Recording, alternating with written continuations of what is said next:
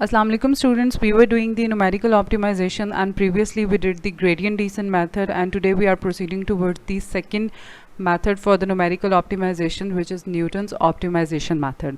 So this Newton's optimization method is somehow similar to NR method that we did previously for the solution of nonlinear equation, but the difference between Newton's optimization method and the NR method is that NR method is used for one-dimensional problems, but Newton's optimization method is only applicable for n-dimensional problem. So let's somehow recall the previous NR method for one dimension.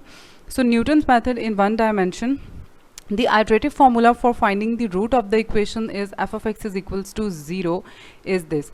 जब हम लोगों ने N R method पढ़ा था तो उसमें हमने ये चीज़ डिस्कस की थी कि जो हम रूट फाइंड आउट करते हैं उसमें जो आपका फंक्शन होता है वो एग्जैक्टली इक्वल्स टू 0 या अप्रॉक्सीमेटली इक्वल्स टू 0 होना चाहिए, और उसके लिए हमने ये पर्टिकुलर फार्मूला यूज़ किया था, which is X N plus one is equals to X N minus function of X N and it's derivative, and it is quadratic convergence. इसका जो कन्वर्जेंस रेट था यानी ऑर्डर ऑफ जो convergence rate था वो ये क्वाड्रेटिकली हमारे पास कन्वर्ज करता था. ठीक, उसके बाद now we will generalize the above study into the Newton's method for N dimensional problems. अब ये जो वन डायमेंशन की स्टडी थी इसको हम जर्नलाइज करेंगे, इसी को स्टेप्स को लेके चलेंगे और हम इसको एन डायमेंशनल प्रॉब्लम्स की तरफ लेके जाएंगे, जिसमें बेसिकली हम लोग न्यूटन्स ऑप्टिमाइजेशन मेथड जिसे हम बोल रहे हैं वो हम स्टडी करेंगे. So Newton method in n dimension.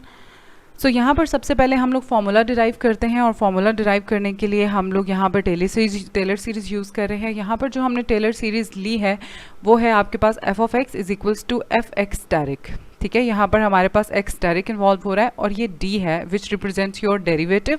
हम वहाँ पे डेरिवेटिव लेते थे तो यहाँ पर हमने डेरिवेटिव नहीं यूज़ किया, यहाँ पे हमने डी यूज़ किया है. थोड़ी सी इसकी रिप्रेजेंटेशन में डिफरेंस है. Plus 1/2 factorial then D square F x direct and plus up to so on.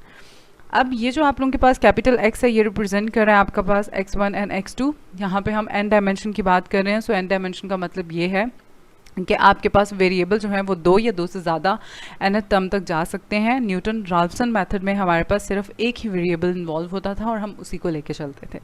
तो यहाँ पर हम फिलहाल दो डेरिवेटिव्स को यूज़ कर रहे हैं, x1 एंड x2. तो ये आपके पास x है कैपिटल X, और यहाँ पे ये ट्रांसपोज हमने लिया है. अगर आप ट्रांसपोज फॉर्म में नहीं लिखना चाहते हो तो आप इसको इस तरह से भी लिख सकते हो x1 and x2.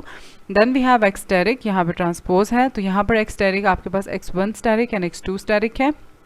Then x is equals to x asterisk plus h, ये वही फार्मूला है, सिर्फ हमने यहाँ पे रिप्रेजेंटेशन चेंज कर दी है x और x स्टेरिक की फॉर्म में जो हम लोग प्रीवियसली न्यूमेरिकल डिफरेंशिएशन से पढ़ते आ रहे हैं.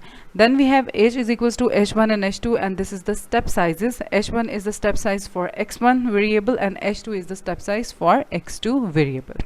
Right, next is okay.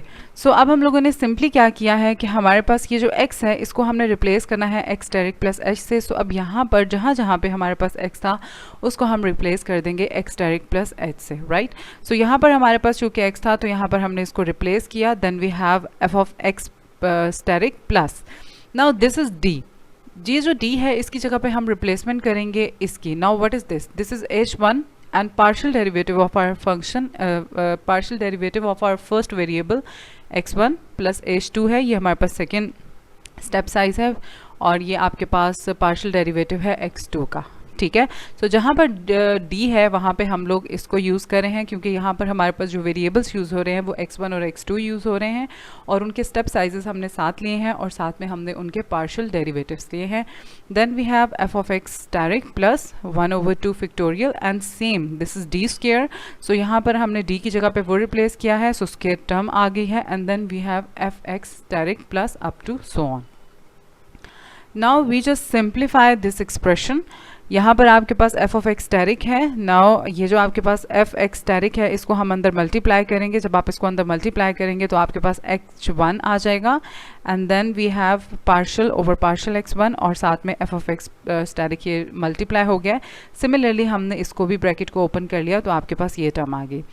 Now we have this 1/2 factorial and this term whole square. So ये फार्मूला जो है वो बेसिकली हमारे पास बन गया है जो कि आपके पास फार्मूला होता है a plus B whole square का, और इसको अगर आप ओपन करते हो तो आपके पास आता है a square plus b square plus 2ab. ठीक, तो सिंपली हम लोगों ने यहाँ पर this is our a term, this is our a and this is our B term. So यहाँ पर हमने ए का स्क्वायर ले लिया, वही चीज़ है, और साथ में हमने एफ एक्सटेरिक को मल्टीप्लाई किया है। Then we have 2ab, so simply यहाँ पे आप 2 लिखोगे और इन दोनों को हमने यहाँ पर मल्टीप्लाई करके सिंप्लीफाई करके लिख दिया है। Then we have B square, so this is our B term, इसका हमने स्क्वायर ले लिया है और इसको हमने कह दिया है कि ये हमारे पास इक्वेशन नंबर 1 है। ठीक,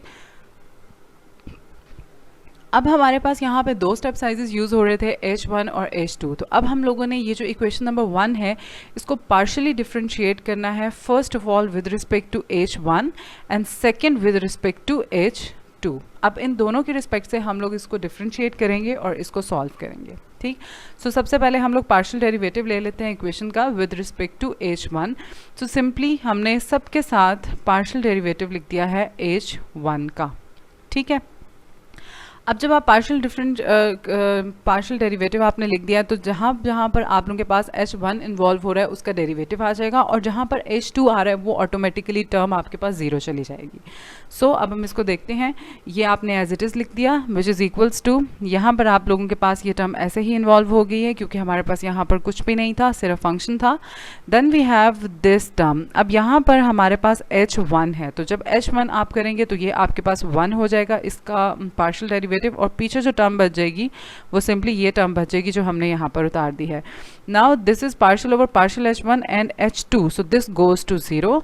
then we have partial over partial H1 and over 2 factorial. So सबसे पहले आपके पास ये जो 2 फैक्टोरियल है दिस बिकम्स 1/2, आप इसको अंदर मल्टीप्लाई करोगे तो आपका यहाँ पर आ जाएगा 1/2, यहाँ पर आ जाएगा 1 और यहाँ पर अगेन आ जाएगा 1/2। फिर जब आप इसका डेरिवेटिव लेंगे तो डेरिवेटिव लेने के बाद यहाँ से आप लोगों के पास 2H1 आ जाएगा, तो ये 2 इस 2 के साथ कैंसिल हो जाएगा और ये इक्वेशन आपके पास सिंप्लीफाइड फॉर्म में आ जाएगी। तो सिंप्लीफाइड फॉर्म में आने के बाद आपके पास जो रिमेनिंग टर्म्स बच जाएंगी वो ये 2 बच जाएंगी, बिकॉज आप लोगों के पास यहाँ पर ये तो H2 है, ये 0 चली जाएगी और यहाँ से आपके पास जो है वो ये बच जाएगा H2, H1 का डेरिवेटिव हो जाएगा और बाकी जो आपके पास ये टर्म है ये सिंप्लीफाइड होके यहाँ पर आ जाएगी। ठीक है, इसको हम मज़ीद सिंप्लीफाई करेंगे। मज़ीद सिंप्लीफिकेशन के बाद आप लोगों के पास यहाँ पर बचता है पार्शियल एफ और F x asterisk over partial x1, हम लोगों ने ये टर्म लिखी है। देन हम लोगों ने ये वाली टर्म लिखी है एंड देन हम लोगों ने ये वाली टर्म लिखी है। ठीक है, सो अब जो आप लोगों के पास टर्म्स हैं which is exactly equals to 0, so ये आप लोगों के पास इक्वेशन नंबर 2 हो गई है। अब हम लोगों ने नेक्स्ट क्या करना है, नेक्स्ट हम लोगों ने ये करना है कि हमने सेम ये जो आपने इक्वेशन दी थी यहाँ पर हमने partial f x asterisk over partial H1 के साथ हमने इसको डिफरेंशिएट किया है। अब हम इसको यहाँ पर मैंने डायरेक्ट स्टेप यूज़ किया है, सो अब हम इसको सिंपली H2 के रिस्पेक्ट से इसी इक्वेशन को सॉल्व करेंगे और सिंप्लीफाई करेंगे, तो सिंप्लीफाई करने से हमें ये वाली इक्वेशन मिल जाएगी। ठीक है, एक मैंने आपको करवा दी है, दूसरी आप लोग खुद इसको करके वेरीफाई कर लेना। एक्सप्रेशन मैंने यहाँ पर लिख दिया है। अब ये दोनों इक्वेशंस आ गई हैं, अब इन दोनों इक्वेशंस को हम लोग मज़ीद सिंप्लीफाई करने की कोशिश करते हैं। सो सिंप्लीफाई करने के लिए आपने इन दोनों इक्वेशंस को कंपेयर कर लेना है 2 और 3 को, और यहाँ से आप लोगों के पास दिस इज़ 0 0 क्योंकि हमारे पास लेफ्ट साइड पे 0 था। यहाँ पे आपके पास partial f over partial x1 था एंड x2 था, हमने उसको ब्रैकेट में लिख दिया, प्लस ये आप लोगों के पास जो सेकंड डेरिवेटिव्स के यानी पार्शियल सेकंड डेरिवेटिव के थे हमने उसको लिख दिया, और साथ में आपका स्टेप साइज इन्वॉल्व हो गया which is H1 and H2। Now this bracket is known as Hessian matrix. ठीक है, अब ये जो हेसियन मैट्रिक्स है यहाँ पर अब हम इसको रिप्लेस करेंगे। ये आप लोगों के पास gradient of f of x बन गया। क्यों? क्योंकि हमने पढ़ा है पिछले जो हमने लेक्चर किया था जो इसमें ग्रेडियंट डिसेंट में कि हमारे पास जो है वो ग्रेडियंट का फॉर्मूला क्या होता है। तो ये आप लोगों के पास फर्स्ट डेरिवेटिव होता है, फर्स्ट पार्शियल डेरिवेटिव होता है आपके फंक्शन का with respect to each variable. तो हमारे पास 2 वेरिएबल्स है, तो ये हमारे पास gradient of f of x direct बन गया, plus this represent your Hessian matrix, h represent your Hessian matrix and this is H1 and H2 your 2 step sizes.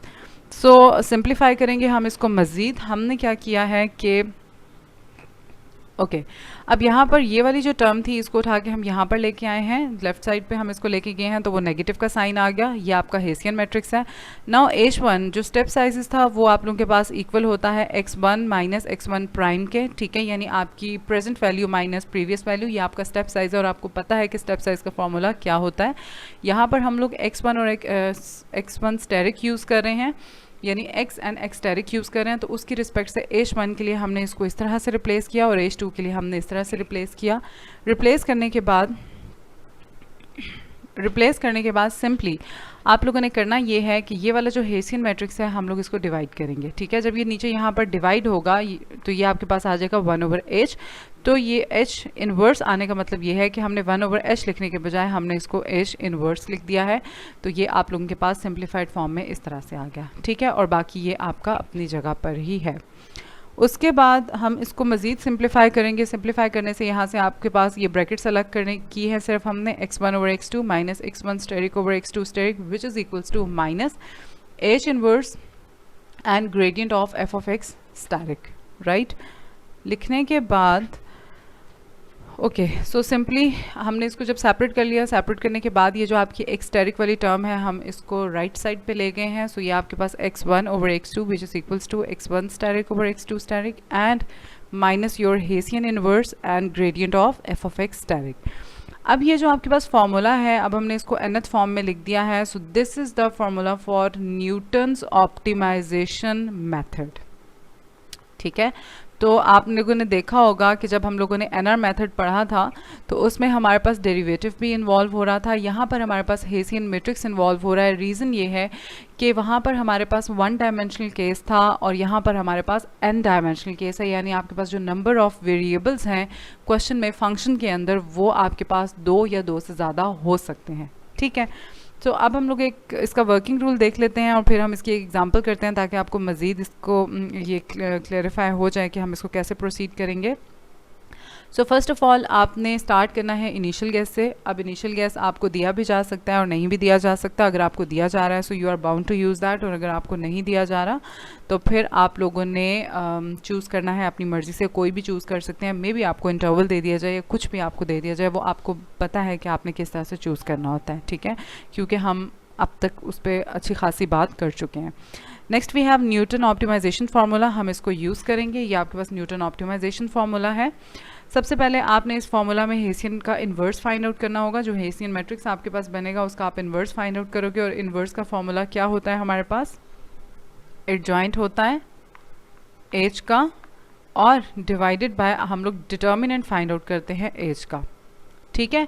Then आपने फंक्शन का ग्रेडियंट फाइंड आउट करना है, and third में आपने उस algorithm को यानी इन आइट्रेशंस को उस वक्त तक कंटिन्यू रखना है जब तक कि आपके पास ये इक्वल्स टू 0 ना आ जाए, ठीक है, एग्जैक्टली इक्वल्स टू 0 या अप्रॉक्सीमेटली इक्वल्स टू 0, बट हम प्रेफरेंस यही देते हैं कि आपके पास एग्जैक्टली इक्वल्स टू 0 होता है, बट अप्रॉक्सीमेटली अगर होगा तो इट मीन्स कि वी हैव 0.0000 सम वैल्यू इस तरह की आएगी, ठीक है।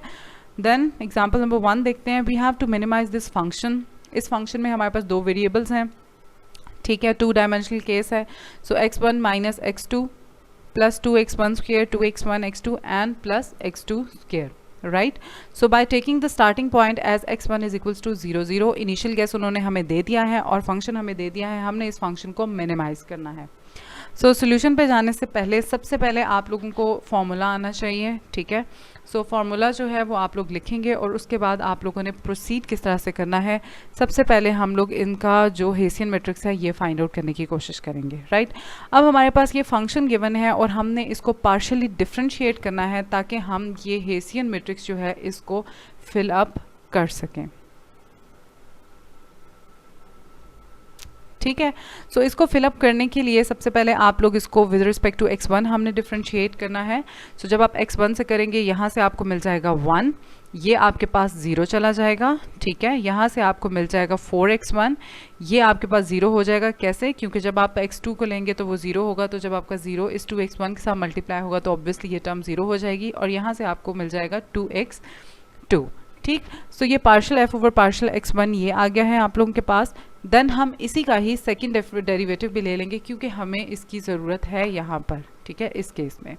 सो जब आप इसको दोबारा से डिफरेंशिएट करेंगे तो ये आपके पास कांस्टेंट है, कांस्टेंट वैल्यू का जो पार्शियल डेरिवेटिव होता है वो 0 होता है। ये आपके पास x2 है, सो हम तो x1 की रिस्पेक्ट से कर रहे हैं, ये भी 0 हो जाएगा, यहाँ से आपको मिल जाएगा 4। ठीक, सिमिलरली आगे मैं डायरेक्ट वैल्यूज़ लिख रही हैं, आप इसको चेक कर लीजिएगा। Partial f over partial x2, हमने उस पूरे फंक्शन को दोबारा से x2 के रिस्पेक्ट से हमने पार्शियली डिफरेंशिएट किया, फिर हमने उसका सेकंड डेरिवेटिव लिया with respect to x2। Sorry, this is x2। ठीक, सो यहाँ से आपके पास 2 मिल गया। अब हम लोगों ने डबल डेरिवेटिव फाइंड आउट यानी मिक्स डेरिवेटिव फाइंड आउट करना है। सो फर्स्ट ऑफ ऑल हम लोग partial over partial x1, partial f over partial x1 का जो डेरिवेटिव है उसको विद रिस्पेक्ट टू x2 करेंगे, तो यहाँ से आपको 2 मिल जाएगा। एंड इसी तरह से आपका जो ये x2 वाला था, इसको जब हम दोबारा से पार्शियल x1 की रिस्पेक्ट से उसको करेंगे तो आपके पास अगेन 2 हो जाएगा और बाकी टर्म 0 हो जाएंगी। अब सिंपली ये जितने भी डेरिवेटिव्स हम लोगों ने पार्शियल डेरिवेटिव्स फाइंड आउट किए हैं, इसको हम लेके अपने हेसियन मैट्रिक्स में पुट करेंगे। So this is our Hessian matrix 4 2 2 and 2। अब हम लोगों ने फाइंड आउट करना है हेसियन मैट्रिक्स का इन्वर्स। सो जब आप इन्वर्स फाइंड आउट करेंगे, सो यहाँ से आपको सबसे पहले रिक्वायरमेंट है एडजॉइंट ऑफ एच की। यहाँ पर मैंने H1 ले लिया है, अगर आप इसको H भी लेना चाहते हैं तो आप ले सकते हैं। सो H1 लेने का मतलब ये है कि ये हमारा जो फर्स्ट हेसियन मैट्रिक्स आया है हम उसको लेकर चल रहे हैं। सो यहाँ पर अब आप लोगों ने सबसे पहले एडजॉइंट फाइंड आउट करना है इस हेसियन मैट्रिक्स का और उसके बाद डिटर्मिनेंट। सो एडजॉइंट हम किस तरह से लेते हैं, आपके पास जो फर्स्ट वाली टर्म्स होती हैं उनको हम डायगोनल में जो टर्म्स होती हैं उनको हम इन्वर्ट कर देते हैं, मतलब उनकी प्लेसेस को चेंज कर देते हैं। जैसे 4 2 था तो 2 4 हो गया, और बाकी जो 2 टर्म्स होती हैं उनकी हम लोग वैल्यूज़ चेंज कर देते साइन चेंज कर देते हैं। यहाँ पर दोनों पॉजिटिव थे तो हमने साइन चेंज करके नेगेटिव कर दिया, अगर उसमें से एक पॉजिटिव या एक नेगेटिव हो तो हम उसके अकॉर्डिंगली साइन इन्वर्ट कर देते हैं। ठीक है, ये चीज़ें आप लोगों ने मैट्रिक 9th और 10th क्लास में पढ़ी होंगी। So it's very easy.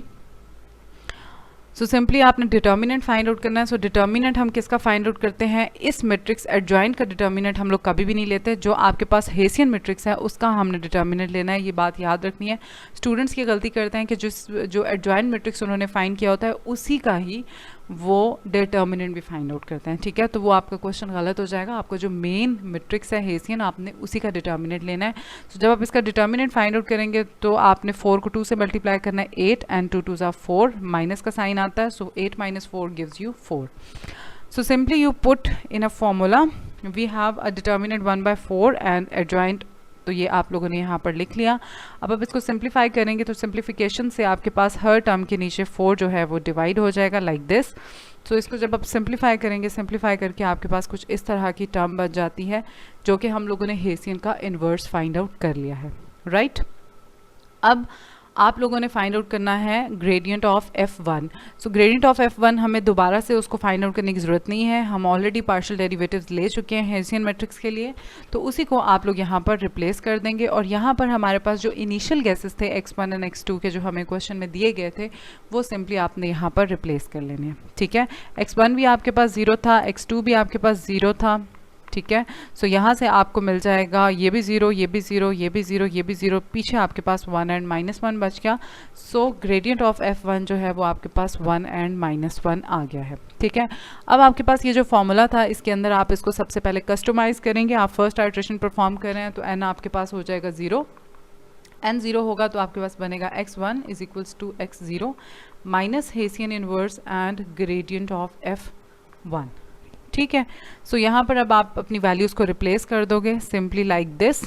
इसको जब आप रिप्लेस करेंगे तो रिप्लेस करने के बाद आपके पास कुछ इस तरह की टर्म बन जाएगी। ये आपके पास इनिशियल गेस था x0 जो हमें गिवन था, this is our Hessian inverse जो हमने फाइंड आउट किया, and this is our gradient of f1 जो हमने फाइंड आउट किया, और यहाँ पर हमने वैल्यूज़ को रिप्लेस कर लिया।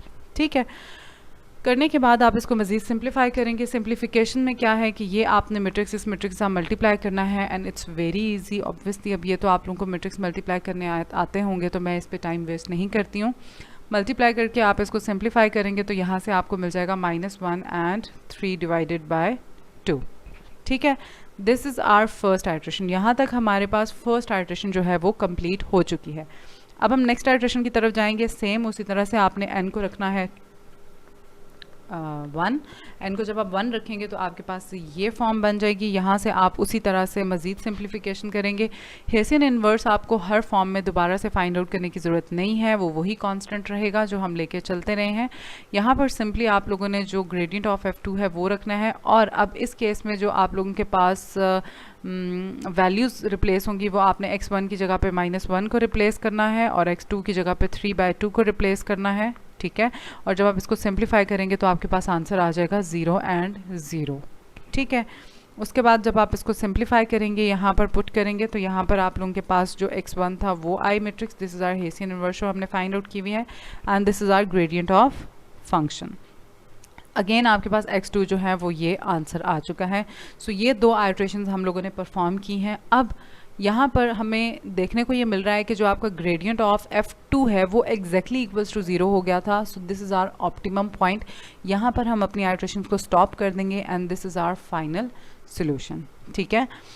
सो ये एक एग्जांपल मैंने आप लोगों के साथ डिस्कस की है, ठीक है। फर्दर अगर आप एग्जांपल्स करना चाहते हो तो बर्डन एंड फेरीज की बुक में ये नहीं है, आपकी जो रेफरेंस बुक्स हैं आप वहाँ से हेल्प इसकी ले सकते हो, ठीक है।